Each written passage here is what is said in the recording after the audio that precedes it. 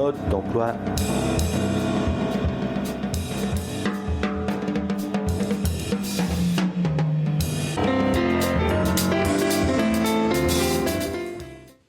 Bonjour, vous êtes bien sur Radio Fréquence Paris Pluriel 106.3.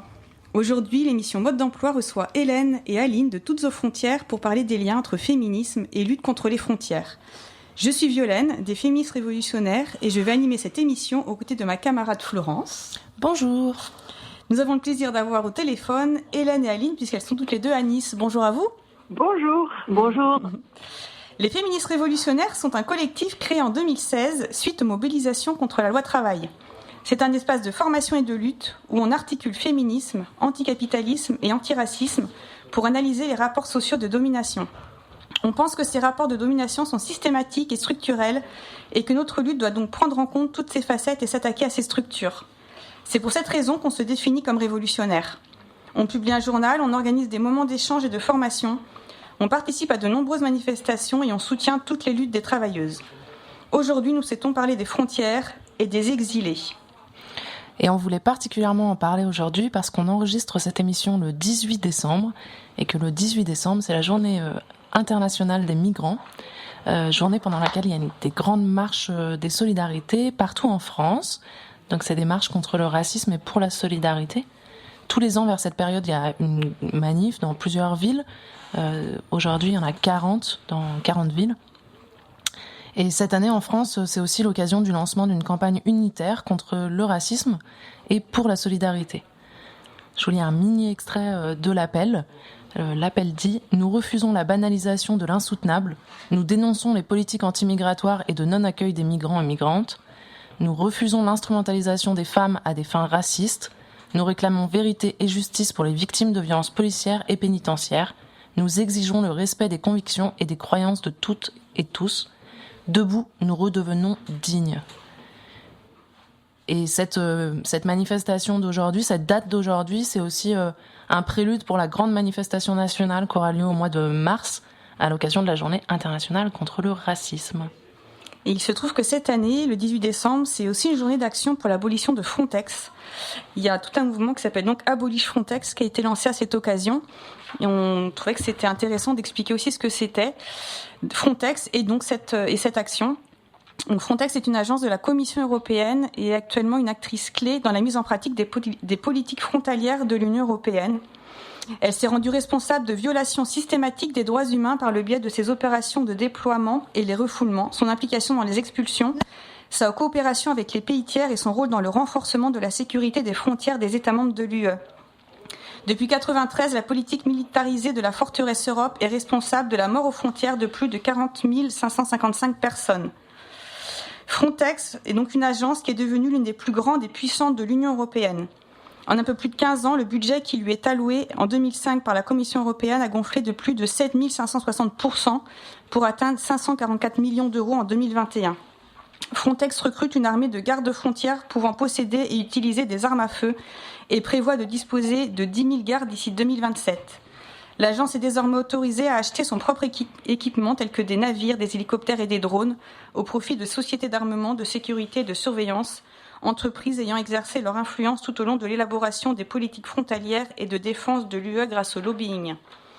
Les revendications de cette campagne sont donc d'abolir Frontex, de régulariser les personnes en migration, d'arrêter toutes les expulsions, de mettre fin à la détention, d'arrêter la militarisation des frontières et le complexe militaro-industriel qui va avec, d'arrêter la surveillance des personnes en déplacement, de renforcer la solidarité, de mettre un terme au rôle de l'UE qui pousse les gens à se déplacer, la liberté de circulation pour toutes et tous et stop au régime frontalier de l'Union européenne. Nous enregistrons donc cette émission le 18 décembre. C'est trop tard pour participer à ça, puisque ce sera diffusé le 24 décembre. Pardon, je me suis perdue.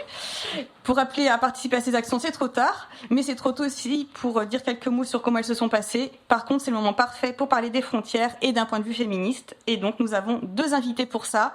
Hélène et Aline de Toutes aux frontières, le collectif qui a notamment été à l'initiative de la manifestation féministe contre les frontières du 5 juin à Nice. Donc, rebonjour Hélène et Aline. On vous laisse vous présenter rapidement si vous pouvez, soit vous, soit le collectif, soit les deux, comme vous le souhaitez. Moi, je suis Hélène, je suis une militante à Nice et j'ai participé à l'organisation de Toutes aux frontières. Je suis Aline, j'ai participé aussi à l'organisation de Toutes aux frontières et fait partie d'un collectif pour la régularisation de toutes et tous les sans-papiers à Nice. Et on a encore le temps d'appeler pour la manifestation de cet après-midi à Nice. Donc c'est pour ça que nous on sera en ligne jusqu'à 13h50 pour être à 14h à la manifestation qui est en lien avec tout ce que vous avez cité tout à l'heure. Abolish Frontex et la marche de solidarité. Ok, super. Nous aussi, on enchaîne sur la manif, mais comme on disait, cette émission, peut-être c'était pas clair, elle va être diffusée le 24 décembre pour la première fois, donc malheureusement pour l'appel. Mais c'est pas grave, on en parlera plus tard, peut-être de comment ça s'est passé. Et on appelle déjà pour les prochaines. Voilà, tout à fait. Oui.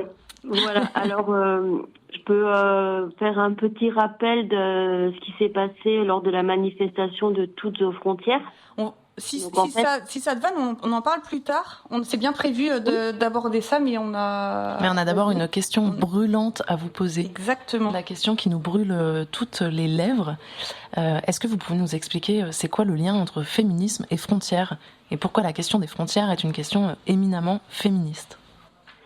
Alors, en fait, la question des frontières, pour nous, c'était une question féministe parce que ce qui se passe aux frontières pour les femmes, c'est dramatique en fait. Et la question, en fait, nous à Toutes aux frontières, notre but, c'était de rendre visibles les femmes et les personnes LGBTQI+, qui étaient inscrites dans des parcours migratoires.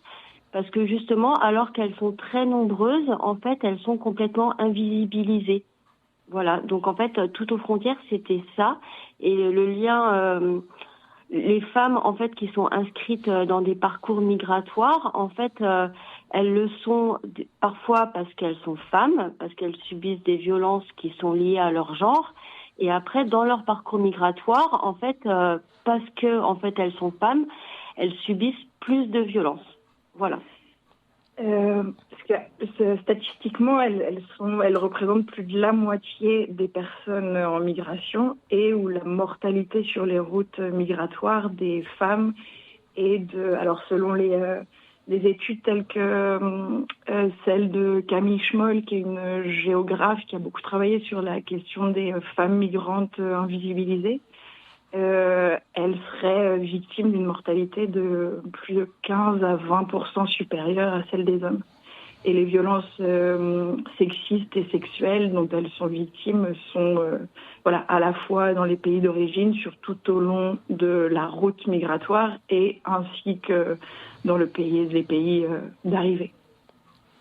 Ok, merci, c'est hyper intéressant pour nous. Est-ce qu'on peut dire que la frontière en elle-même, c'est déjà une institution patriarcale ?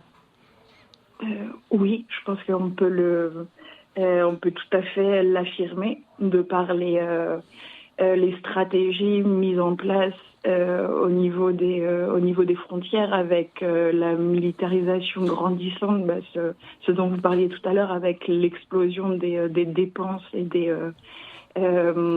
pour l'armement de Frontex, et que les femmes qui sont dans les parcours migratoires avec les passages de frontières qui se définissent par une violence systémique et structurelle, c'est souvent dans des cadres militarisés et avec des agissements souvent d'hommes blancs, et où ce sont des constructions patriarcales qui multiplient les oppressions. Ok, merci beaucoup. On vous propose juste d'écouter une petite chanson de Sarah Ebé qui s'appelle Akab et qui nous paraissait bien correspondre à ce dont on parle. On vous retrouve tout de suite. Nadie se suicida en una comisaría.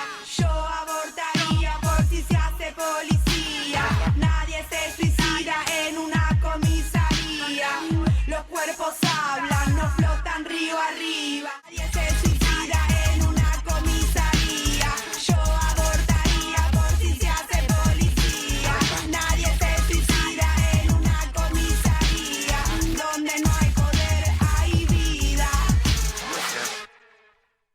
c'était ACAP de Sarah Hébé. Vous êtes toujours sur Fréquence Paris Pluriel 106.3 avec les féministes révolutionnaires et Hélène et Aline de Toutes aux Frontières. On souhaite revenir avec vous sur ce que vous disiez sur les parcours migratoires, un peu creuser ça, et notamment sur la différence entre le parcours migratoire d'une femme et celui d'un homme. Est-ce que vous pouvez nous donner un peu plus d'éléments là-dessus ?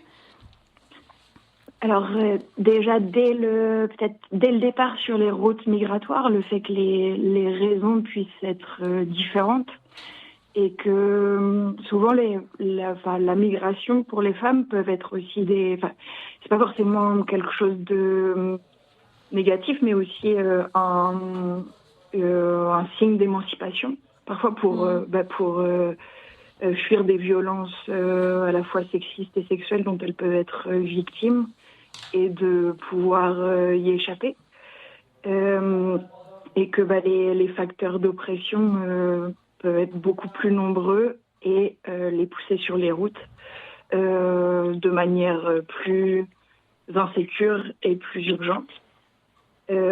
Ensuite, tout au long des routes migratoires, de par l'institutionnalisation des frontières, l'oppression liée aux frontières, et ce qui implique de demander l'abolition de ces frontières, c'est qu'elles sont d'autant plus vulnérables aux questions de violences sexuelles et d'être souvent abusées lors de beaucoup de situations sur le parcours, et à la fois à l'arrivée dans le pays où elles ont l'intention de finaliser leur parcours, avec l'exploitation et l'isolement dans les situations liées à la fois au fait d'être femme, mais aussi sans papier, mais aussi d'une classe exploitée. Et ce sont des facteurs qui sont multiples et qui multiplient les vulnérabilités. Ok. Je voudrais rajouter en fait qu'on a souvent associé l'exil des femmes et l'entrée dans un parcours migratoire en fait à la question du regroupement familial et d'un déplacement familial, et en fait ça c'est occulter en fait toute liberté aux femmes et le fait qu'en fait elles aient dû partir et qu'elles aient choisi de partir elles-mêmes de leur pays. On s'est aperçu qu'en fait il y avait beaucoup de femmes en fait qui décidaient elles de partir et que c'était pas nécessairement une dynamique familiale qui en fait dépendait de l'homme. Ensuite, je voudrais ajouter qu'il y a un rapport de Médecins du Monde qui en fait estime à 58% des migrantes qui auraient subi des violences basées sur leur genre. Voilà. Et ce qui peut être aussi biaisé, qui peut être aussi bien plus important que ces statistiques-là, c'est au minima 58%, dans le sens où beaucoup de violences sont invisibilisées. Avec toutes les intimidations et l'impossibilité de les dénoncer pour les femmes qui en sont victimes. Ok, merci. Vous disiez qu'elles sont plus de la moitié des personnes en parcours migratoire, les femmes, et que pourtant, effectivement, on n'entend pas parler. Quand on parle de migration, on voit des hommes, on parle d'hommes. Est-ce que vous savez pourquoi ? Est-ce que vous avez des choses à dire qui pourraient expliquer que justement on ne les voit pas ? Alors en fait, il y a un rapport en fait du Conseil de l'Europe qui a été fait par Miria Georgiou, je doute de la prononciation, qui en fait a étudié la couverture médiatique, la couverture par les médias de la crise des réfugiés de 2015, et en fait ils se sont aperçus qu'en fait en étudiant cette couverture médiatique, en fait les médias privilégiaient en fait les politiques sécuritaires, les réactions des habitants, et en fait ne parlaient pas, en fait ne donnaient pas le point de vue des réfugiés. Et en fait ils ont mis aussi en évidence le fait que dans les récits des journalistes, en fait il y avait une absence totale de récits de femmes qui étaient exilées en fait. Et alors, Camille Schmoll, qui est voilà, chercheuse géographe, qui fait aussi l'hypothèse que invisibiliser les femmes, ça permet de rendre la migration comme pratiquement, exclusivement masculine, et qu'elle pourrait être avoir le but de la montrer comme plus menaçante, et du coup que ce soit aussi au service de politiques migratoires de plus en plus répressives, militarisées et à l'encontre de tous les droits des personnes qui se retrouvent aujourd'hui sans papier.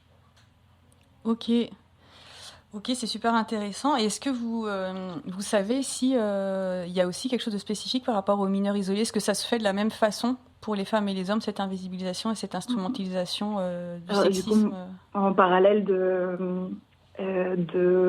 mon implication dans un collectif de régularisation des sans-papiers, j'accompagne des mineurs isolés qui sont majoritairement des jeunes garçons, mais aussi quelques filles, et qui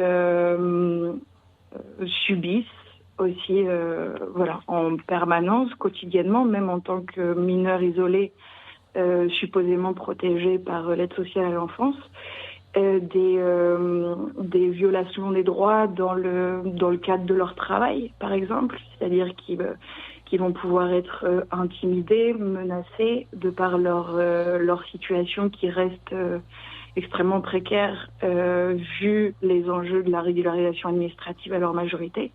C'est-à-dire qu'ils vont pouvoir être victimes de violences sexistes et sexuelles dans le cadre de leur travail, avec la menace de garder le silence au risque de perdre leur emploi et de voir leur situation plus compliquée à la majorité.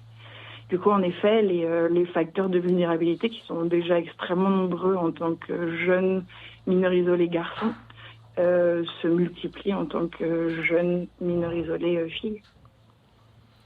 Ok, et est-ce que à l'arrivée en France ou dans le pays de destination, vous voyez une différence de traitement en fonction de l'origine géographique, en fonction de la classe sociale, de ces femmes?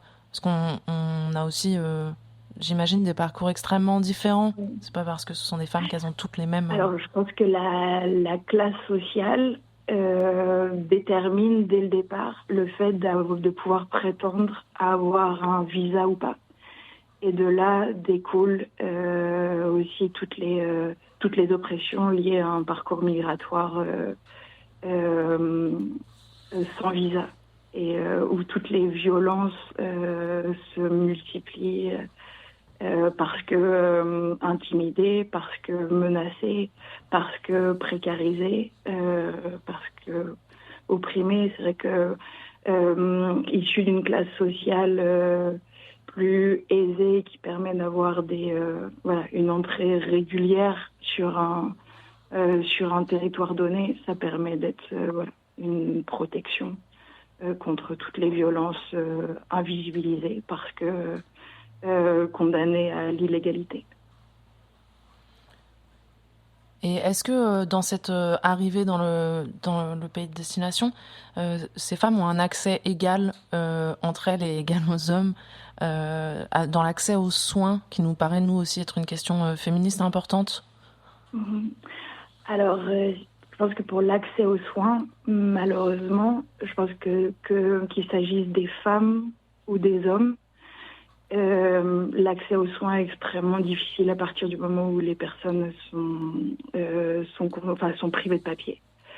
Et que là, on l'a vu ça a été d'autant plus criant avec la question du Covid et des discriminations pour l'accès aux soins que ça a entraîné.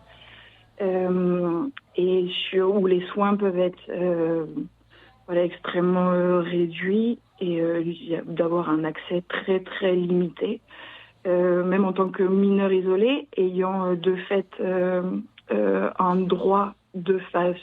plein droit à la couverture santé solidaire, même avec cette couverture-là, où parfois il peut y avoir refus de soins par le corps médical.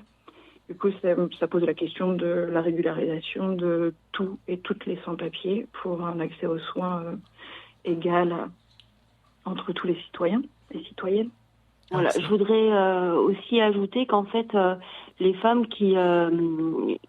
dans leur parcours, en fait, ont subi des violences et en fait, à cause de ces violences, en fait, elles sont susceptibles de développer certains troubles et en fait, vu qu'en fait elles sont invisibilisées, il n'y a pas de prise en compte spécifique en fait de ce qu'elles ont subi pendant ce parcours et en fait il n'y a pas alors il y a quelques programmes européens qui en fait ont essayé de mettre en place en fait un accueil spécifique de ces femmes et des soins spécifiques notamment psychologiques en fait par rapport aux violences qu'elles ont subies pendant leur parcours.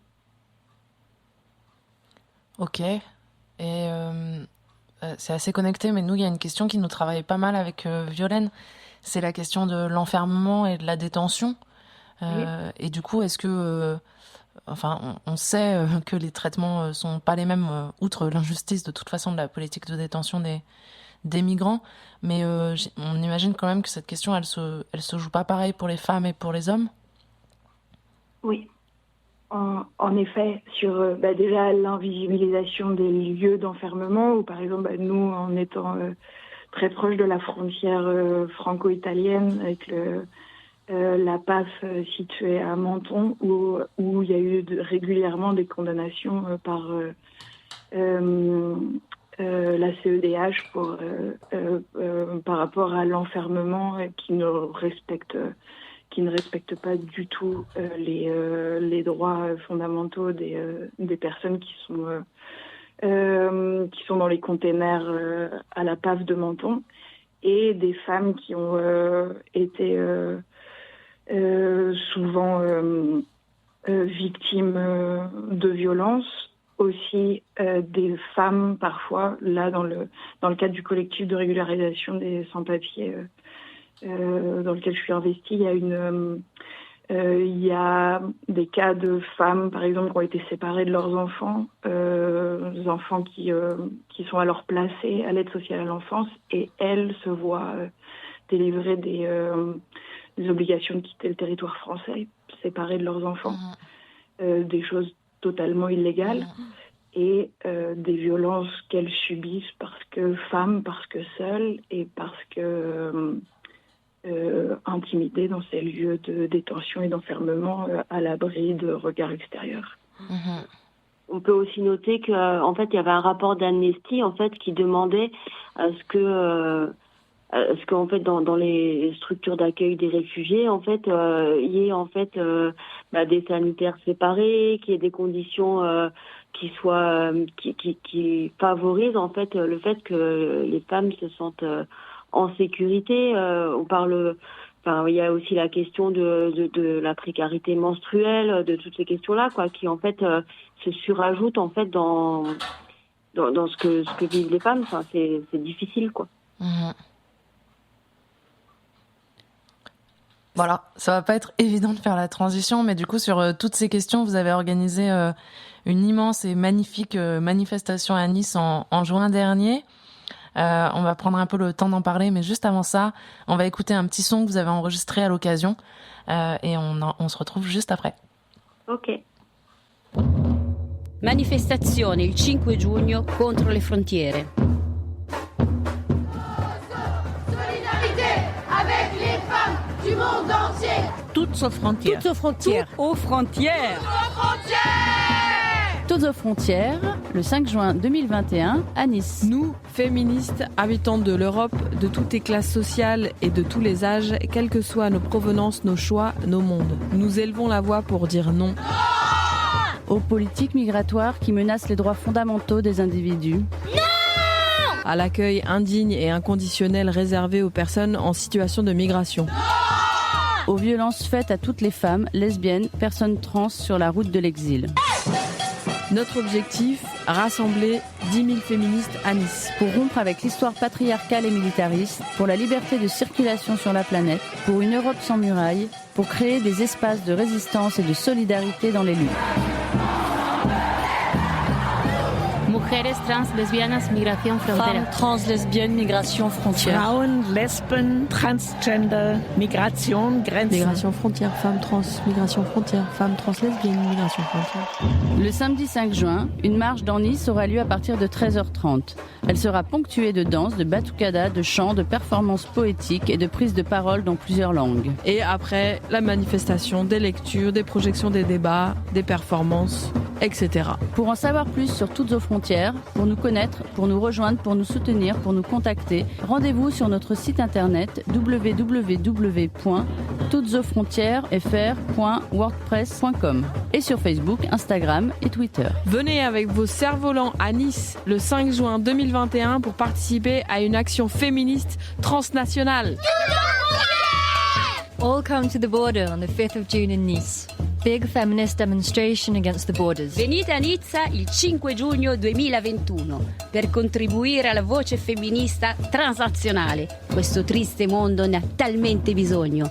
Vieni, ti aspettiamo.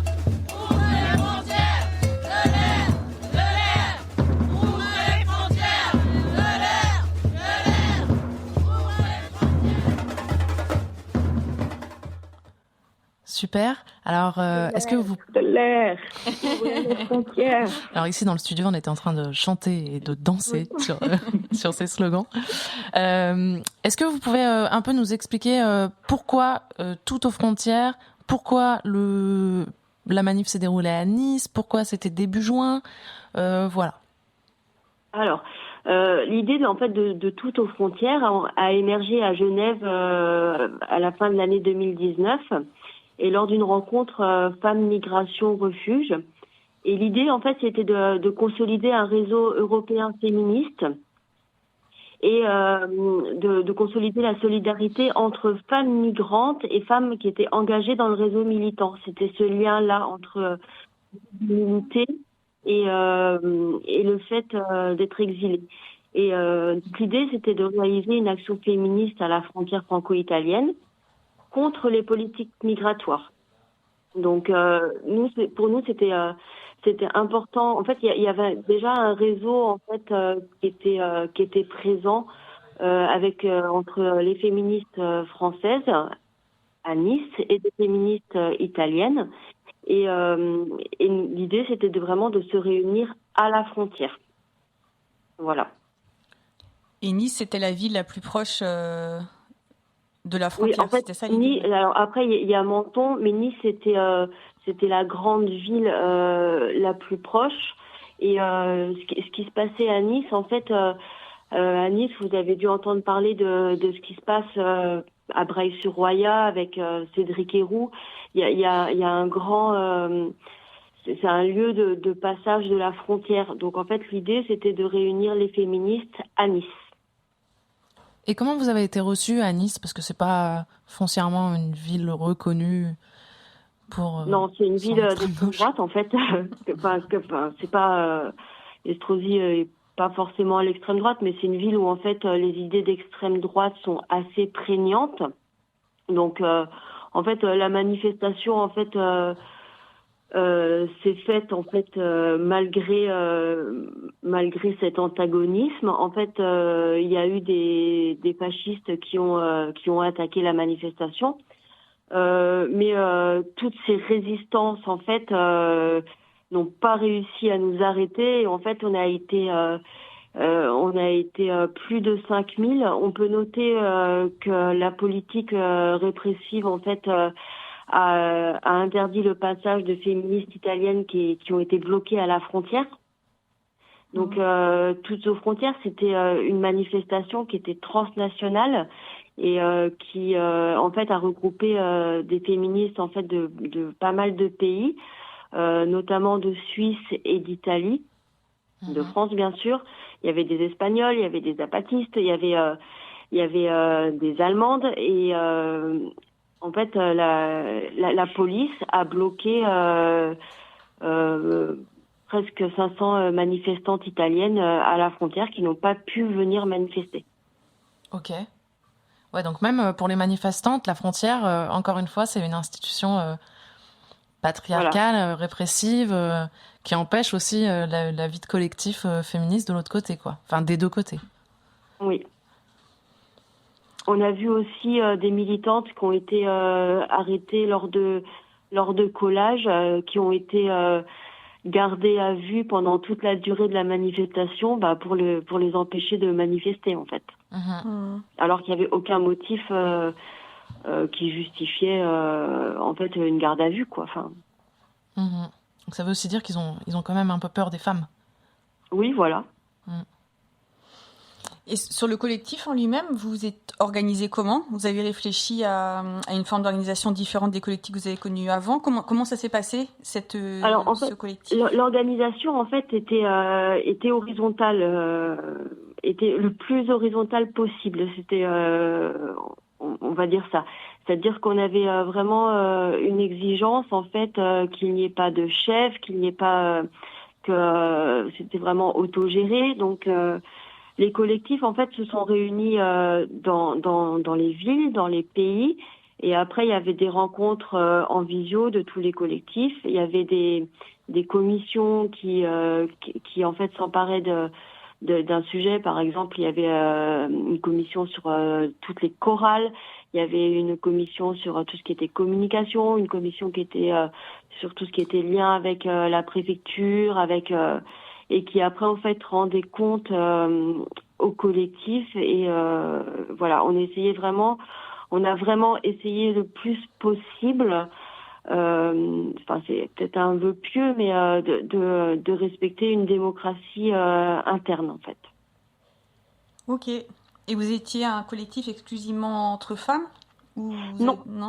Ce n'était pas, en fait, alors c'était pas un collectif non mixte. En fait, il y avait dès le départ, en fait, il y avait des groupes qui étaient non mixtes, mais le collectif Tout aux frontières, en fait, était pas en non mixité. Par contre, en fait, ce qui a été décidé, c'est de donner la parole aux femmes et en priorité aux femmes qui étaient dans des situations de parcours migratoire. Ok, parce que du coup, vous parliez tout à l'heure de Cédric Héroux, qui a été quand même pas mal médiatisé. On a beaucoup entendu parler de lui. Et nous, il nous semblait aussi intéressant de remarquer que ce travail de solidarité, le travail de l'autre côté de la frontière à l'arrivée, c'est aussi beaucoup en fait un travail féminin qui est lui-même souvent invisibilisé. Et donc, on se demandait si vous voyez aussi dans ce travail, cette division du travail de solidarité, des différences de traitement entre les solidaires hommes et les solidaires femmes. Alors, en fait, nous, sur la vallée de la Roya et sur les réseaux, en fait, qui viennent en aide aux migrants et migrantes, en fait, on n'a pas spécialement... alors, pour nous, ce n'est que ce que nous, on observe sur Nice et sur la vallée de la Roya. En fait, on n'a pas une prégnance particulière. Enfin, il n'y a pas de répartition en fait qui sont de répartition genrée en fait de l'aide aux migrants et migrantes, de ce qu'on peut observer nous ici. D'accord. Voilà. D'accord. Et au sein de vos collectifs, tu disais que vous vouliez d'abord laisser la parole aux femmes migrantes. Est-ce que vous avez réussi un peu à éviter de reproduire les traditionnels rapports de domination, de classe, d'âge, Alors en fait, race. il y a eu, cette question, elle est intéressante parce qu'en fait, on était toutes, on était toutes conscientes en fait que ce type de rapport de domination en fait pouvait exister. Et en fait, dès le départ, en fait, on a essayé de les éviter, mais on s'est quand même rendu compte que ça avait eu lieu et ça a donné lieu en fait à des discussions et à des dispositifs pour en fait contrer ça quoi. Enfin. Ok. Et tu peux nous donner des exemples un peu de dispositifs, d'outils que vous avez réussi à inventer ? Déjà en fait la situation c'était en fait la situation en fait de domination c'était par rapport à la question de l'âge. Ce débat en fait avait émergé avec des copines en fait qui s'étaient senties en fait minorées parce qu'elles étaient jeunes, parce que elles étaient étudiantes et parce qu'elles avaient l'impression que, en fait, à cause de ça, en fait, elles étaient cantonnées à certains aspects de militantisme et que certaines responsabilités, en fait, leur ont été enfin, on les a pas elles se sont senties pas autorisées à avoir certaines responsabilités. Alors nous, en fait, à ce moment-là, il y a eu plusieurs types d'outils qui ont été envisagés. Il y a eu la question de la communication non violente, enfin de communication non violente. Et donc ça a été envisagé. Après, en fait, on a vu les limites parce que, en fait, ce qu'on s'est dit, c'est, en fait, on a essayé d'identifier, en fait, tous les processus, en fait, de domination et de les nommer, en fait. C'était un travail d'identification et une verbalisation et qui a permis que les copines prennent conscience, en fait, qu'elles avaient, malgré elles, reproduit, en fait, ce type de domination. Ok, super, merci. On va parler bientôt de ce que vous faites maintenant, de ce que vous avez fait après cette manifestation, ou l'actualité aussi en cours de votre collectif. Mais juste avant, on va écouter un nouveau morceau, un morceau de Shadia Mansour.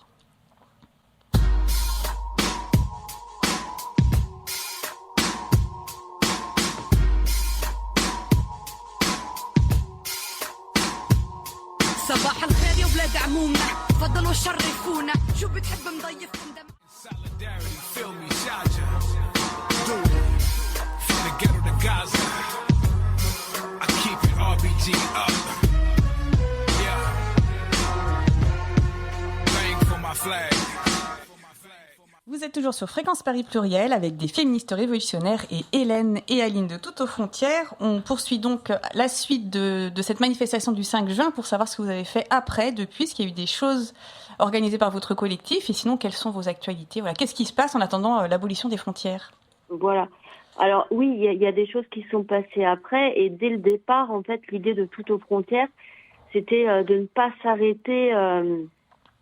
s'arrêter à la manifestation du 5 juin, mais de faire un mouvement qui était dans la durée, un mouvement transnational qui était dans la durée. Donc le 15 août 2021, il y a une rencontre à la frontière espagnole avec une délégation du CIAPAS. Donc il y avait des féministes espagnoles, des féministes françaises, qui en fait se sont réunies à la frontière, donc ils ont fait une marche pour exiger la suppression des frontières. Et en fait, il y a une autre action qui est en cours. C'est autour de la pétition Asylum qui en fait va se finir le 11 mai 2022 à Bruxelles. Donc le 11 mai, c'est la date anniversaire de la Convention d'Istanbul.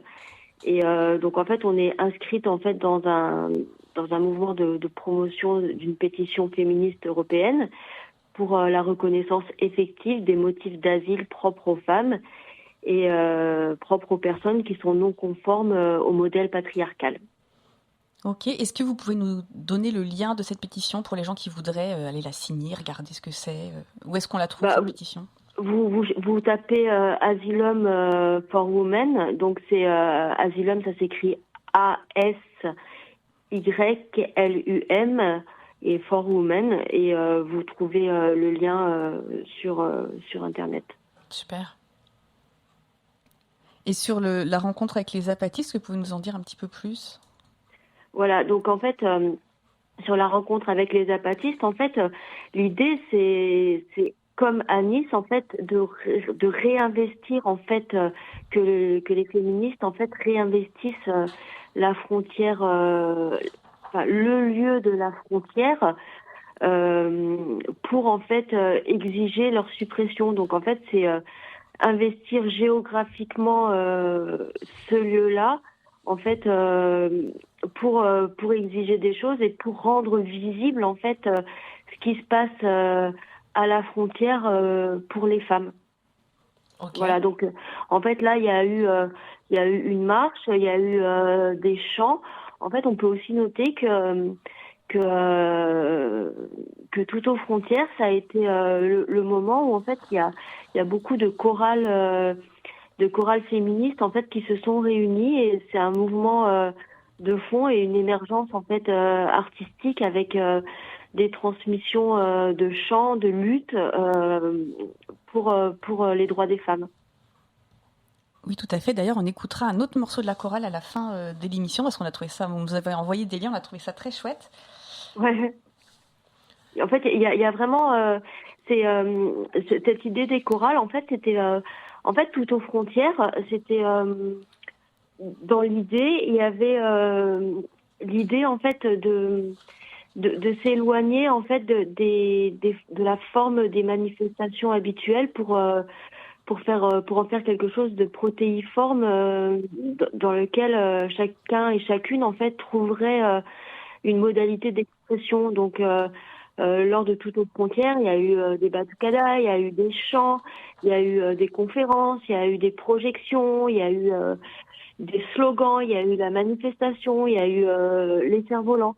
Et la question et les chorales, en fait, elles ont eu une place particulière, toute particulière dans Toutes aux frontières. Et comme Toutes aux frontières, en fait, continue avec d'autres actions, les chorales, en fait, continuent et se développent un peu partout en France et en Europe. Et juste, est-ce que vous pouvez nous expliquer une transmission des chants et d'une auto-organisation et d'un lieu, d'un espace en fait politique dans lequel en fait chacun et chacune trouverait sa voix en fait. Et ça me fait penser moi à ce que disait Emma Goldman sur le fait que d'accord pour la révolution, mais s'il était impossible de danser à cette révolution, nous n'irions pas. Voilà. Est-ce que vous pouvez aussi nous expliquer pourquoi des cerfs-volants? Les cerfs-volants, en fait, c'était un espoir, en fait.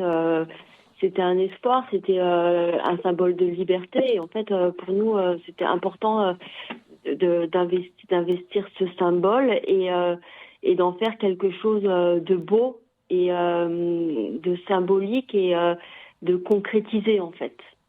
Et en fait, pendant la manifestation, il y a eu un temps, en fait, pendant lequel les cerfs-volants qui avaient été fabriqués pendant les semaines avant Toutes aux frontières et le jour même, en fait, ont pu s'envoler, en fait, au port de Nice.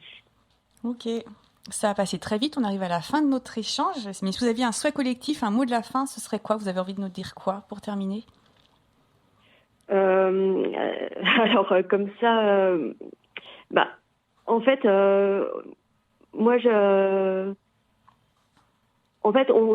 nous, ce qu'on voudrait dire, c'est que, en fait, il faut que l'exploitation des femmes, en fait, soit visible, en fait, pour que les femmes soient émancipées et que, en fait, sans, en fait, que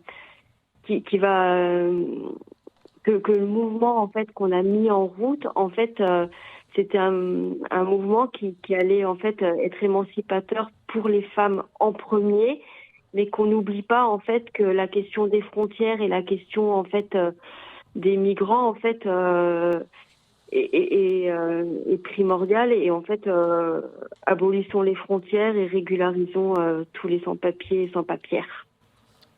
Yes. Merci. Très beau mot de la fin. Nous, on avait envie aussi d'avoir encore quelques minutes pour parler de Bell Hooks. On a appris mercredi qu'elle était décédée et ça nous a rendu très tristes toutes les deux parce que c'est quelqu'un qui nous a beaucoup marqué. Il se trouve aussi qu'on pense qu'elle est très liée à tout ce qu'on s'est dit pendant cet échange. Et au lieu de parler d'elle un peu en vain, on va lire des extraits de ses écrits. Merci beaucoup. Voilà. Merci à vous. Oui, merci beaucoup. De rien, c'est avec plaisir. Alors, Bell Hooks, c'est parti. Aux États-Unis, la plupart des gens voient le féminisme, ou plutôt le mouvement de libération des femmes, qui est une expression plus souvent utilisée, comme un mouvement dont le but est de rendre les femmes socialement égales aux hommes. À partir du moment où les hommes ne sont pas égaux entre eux au sein d'une structure de classe patriarcale, capitaliste et suprémaciste blanche, de quels hommes les femmes veulent être les égales ? Notre volonté de prendre part à la lutte contre le racisme doit naître d'un désir sincère de sororité et d'une prise de conscience personnelle et intellectuelle que le racisme entre les femmes affaiblit le potentiel radical du féminisme. Dans mon travail, je suis critique vis-à-vis de la notion de sécurité. Ce que je veux, c'est que les gens se sentent à l'aise face au risque. Je suis très intéressée parce que ça signifie pour nous de nous enrichir ensemble. Une communauté qui permet le risque de connaître quelqu'un en dehors de ses propres frontières, le risque qu'est l'amour. Il n'y a pas d'amour qui ne comporte pas de risque. Si les hommes étaient socialisés pour désirer l'amour autant qu'on leur apprend à désirer le sexe, nous assisterions à une révolution culturelle. Et on termine vraiment avec donc ce son de la chorale qui s'appelle La Grenade. Et toi, qu'est-ce que tu regardes? T'as jamais vu une femme qui se bat? Suis-moi dans la ville bavarde et je te montrerai comme je mords, comme j'aboie. Prends garde, sous mon sein la grenade, sous mon sein la regarde, sous mon sein la grenade. Prends garde, sous mon sein la grenade, sous mon sein la regarde, sous mon sein la grenade. Et toi, qu'est-ce que tu crois? Je ne suis qu'un animal déguisé en madone. Et toi, je pourrais te faire mal. Je pourrais te blesser dans la nuit qui frissonne. Prends garde, sous mon sein la grenade, sous mon sein la regarde, sous mon sein la grenade. Prends garde, sous mon sein la grenade, sous mon sein la regarde, sous mon sein la grenade. Et toi, qu'est-ce que tu t'imagines? Je suis aussi vorace, aussi vivante que toi. Sais-tu que là sous ma poitrine, une rage sommeil que tu ne soupçonnes pas. En garde, sous mon sein la grenade, sous mon sein la regarde, sous mon sein la grenade. En garde, sous mon sein la grenade, sous mon sein la regarde, sous mon sein la grenade. En garde, sous mon sein la grenade, sous mon sein la regarde, sous mon sein la grenade. En garde. Alors on arrive à la fin de cette émission. Merci beaucoup d'avoir été avec nous. Merci Aline et Hélène de Toutes aux Frontières d'avoir été avec nous malgré la distance et malgré le début des vacances. Merci à Violaine d'avoir été avec moi aujourd'hui. Merci à toi Florence. On se retrouve pour les prochaines émissions d'FM Rêve à la fin du mois de janvier et toutes les fins de mois. Et n'hésitez pas à faire tourner cette émission, à la faire écouter à des gens qui ne sont pas d'accord, à des gens qui sont d'accord, et puis à l'écouter à Noël si vous ennuyez. Si vous vous engueulez avec votre famille, ça peut être un petit moment un peu de détente. Et puis peut-être juste le mot de la fin. Abat la frontière, abat toutes les frontières, liberté de circulation et d'installation pour toutes et pour tous, et abat le patriarcat.